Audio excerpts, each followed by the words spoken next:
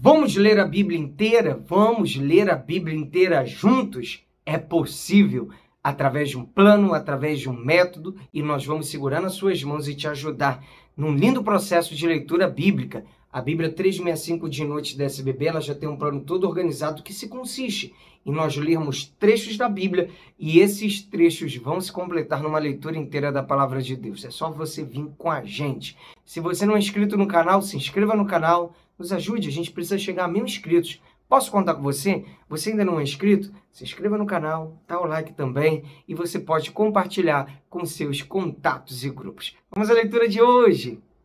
Dia 254, nós vamos ler 2 Crônicas 23, Eclesiastes capítulo 7, Gálatas capítulo 5. 2 Crônicas 23. Joás é ungido rei de Judá. No 7º ano, o sacerdote Joiada se animou e entrou em aliança com os capitães de Sem, Azarias, filho de Jeorão, Ismael, filho de Joanã, Azarias, filho de Obed, Maazéias, filho de Adaías, e Elisafate, filho de Zicre. Estes percorreram Judá, congregaram os levitas de todas as cidades de Judá e os chefes das famílias de Israel, e vieram para Jerusalém. Toda essa congregação fez aliança com o rei na casa de Deus. Então Joiada lhes disse: Eis que o filho do rei deve reinar, como o Senhor Deus falou a respeito dos filhos de Davi. Isto é o que vocês devem fazer. 1/3 de vocês, sacerdotes e levitas, que entram de serviço no sábado, servirá de guarda dos portões do templo. Outra 1/3 estará no palácio real e a outra 1/3 no portão do fundamento, e todo o povo estará nos pátios da casa do Senhor. Que ninguém entre na casa do Senhor, a não ser os sacerdotes e os levitas que ministram. Estes poderão entrar, porque são santos, mas todo o povo guardará o preceito do Senhor. Os levitas devem rodear o rei, cada um de armas na mão, e se alguém quiser entrar no templo, que seja morto. Vocês devem acompanhar o rei onde quer que ele for. Os levitas e todo o Judá fizeram tudo o que o sacerdote Joiada lhes havia ordenado. Cada um reuniu os seus soldados, tanto os que entravam de serviço no sábado, como os que saíam de serviço no sábado, porque o sacerdote Joiada não havia dispensado nenhuma das turmas. O sacerdote Joiada entregou aos capitães de Sem as lanças, os escudos e os escudos menores que haviam sido do rei Davi e que estavam na casa de Deus.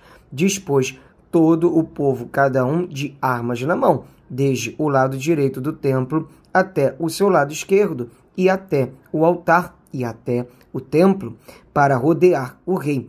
Então trouxeram para fora o filho do rei, puseram a coroa na cabeça dele e entregaram-lhe o livro do testemunho e o constituíram rei. Joiada e seus filhos o ungiram e gritaram: Viva o rei! A morte de Atalha. Quando a rainha Atalha ouviu o barulho do povo que corria e louvava o rei, veio para onde o povo estava na casa do Senhor. Olhou, e eis que o rei estava junto à coluna, à entrada. Os capitães e os tocadores de trombetas estavam ao lado do rei, e todo o povo da terra se alegrava e tocava trombetas. Também os cantores com os instrumentos musicais dirigiam o canto de louvores. Então Atalha rasgou as suas roupas e gritou: Traição, traição! Porém o sacerdote Joiada trouxe para fora os capitães que comandavam as tropas e disse-lhes: Façam-na sair por entre as fileiras e, se alguém a seguir, matem-no à espada. Porque o sacerdote tinha dito: Não a matem na casa do Senhor. Então eles a prenderam, e ela, pelo caminho da entrada dos cavalos, foi para o palácio real, onde a mataram. A aliança de Joiada. Joiada fez uma aliança entre si mesmo, todo o povo e o rei, para serem eles o povo do Senhor. Então todo o povo entrou no templo de Baal e o derrubaram, despedaçando os altares e as imagens de Baal.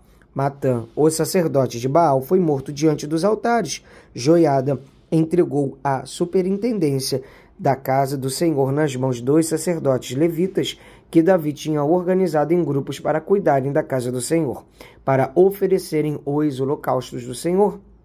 como está escrito na lei de Moisés, com alegria e com canto, segundo a instituição de Davi. Colocou porteiros junto aos portões da casa do Senhor, para que nela não entrasse ninguém que de alguma forma fosse impuro. Reuniu os capitães de 100, os nobres, os governadores do povo e todo o povo da terra, e todos estes conduziram o rei da casa do Senhor até o palácio real, passando pelo portão superior, e assentaram Joás no trono do reino. Todo o povo da terra se alegrou, e a cidade ficou tranquila, depois que mataram Atalha à espada. Vamos ler agora o livro de Eclesiastes, capítulo 7. A sabedoria e a tolice. A boa fama é melhor do que um bom perfume, e o dia da morte é melhor do que o dia do nascimento. Melhor é ir à casa onde há luto do que ir à casa onde há banquete, pois naquela se vê o fim de todas as pessoas, e que os vivos o tomem em consideração. Melhor é a mágoa do que o riso, porque com a tristeza do rosto se melhora o coração. O coração dos sábios está na casa do luto, mas o dos insensatos na casa da alegria. Melhor é ouvir a repreensão do sábio do que ouvir a canção dos tolos, pois como o crepitar dos espinhos debaixo de uma panela, assim é a risada dos tolos. Também isto é vaidade. Certamente a opressão faz do sábio um tolo, e o suborno corrompe o coração. Melhor é o fim das coisas do que o seu princípio. A paciência é melhor do que a arrogância. Não se apresse em ficar irado, porque a ira se abriga no íntimo dos tolos. Nunca pergunte por que os dias passados foram melhores que os de agora, pois não é sábio fazer essa pergunta. Boa é a sabedoria, havendo herança.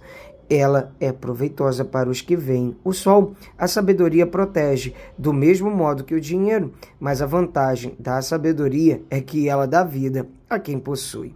Observe as obras de Deus, pois quem poderá endireitar o que ele fez torto?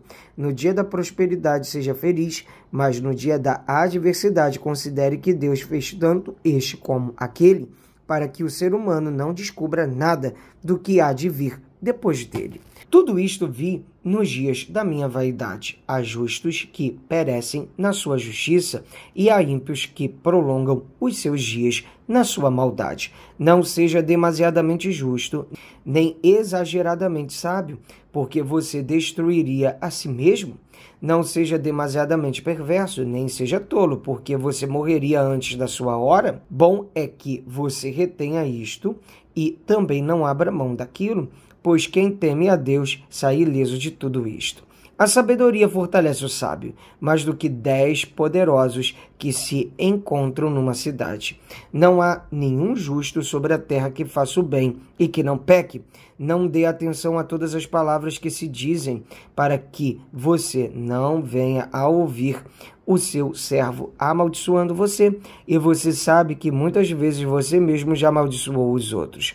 Tudo isto examinei por meio da sabedoria. Eu disse, serei sábio, mas a sabedoria estava longe de mim. O que está longe e é muito profundo, quem o poderá encontrar? Procurei conhecer, investigar, buscar a sabedoria e a razão, e a compreender que a maldade é a estupidez e a tolice é a loucura. Achei coisa mais amarga do que a morte, a mulher cujo coração é rede e armadilha, e cujas mãos são correntes. Quem agrada a Deus fugirá dela, mas o pecador virá a ser seu prisioneiro.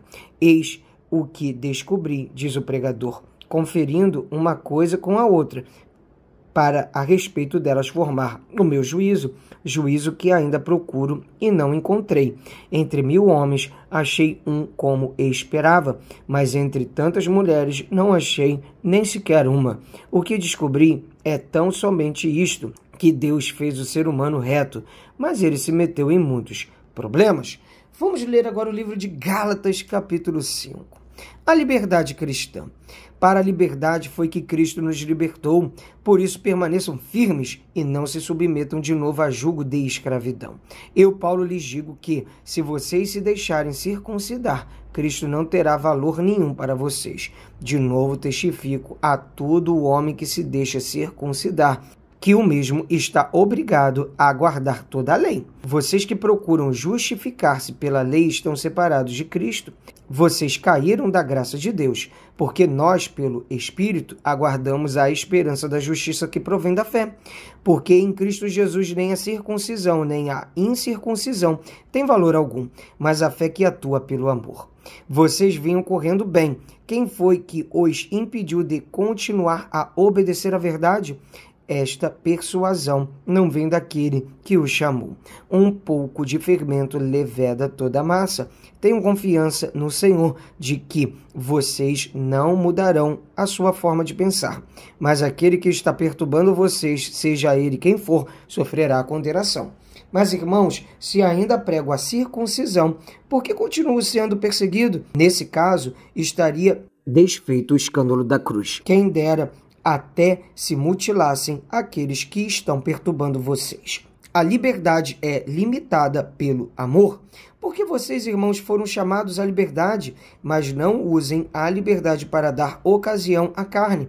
Pelo contrário, sejam servos uns dos outros pelo amor, porque toda a lei se cumpre em um só preceito, a saber, ame o seu próximo como a você mesmo. Mas se vocês ficam mordendo e devorando uns aos outros, tenham cuidado para que não sejam mutuamente destruídos. Amém. Mais um dia de leitura bíblica concluída. Vamos avançando de passo em passo, de fé em fé, porque com certeza iremos chegar lá. Que Deus abençoe e um abraço. Até amanhã. Para cima!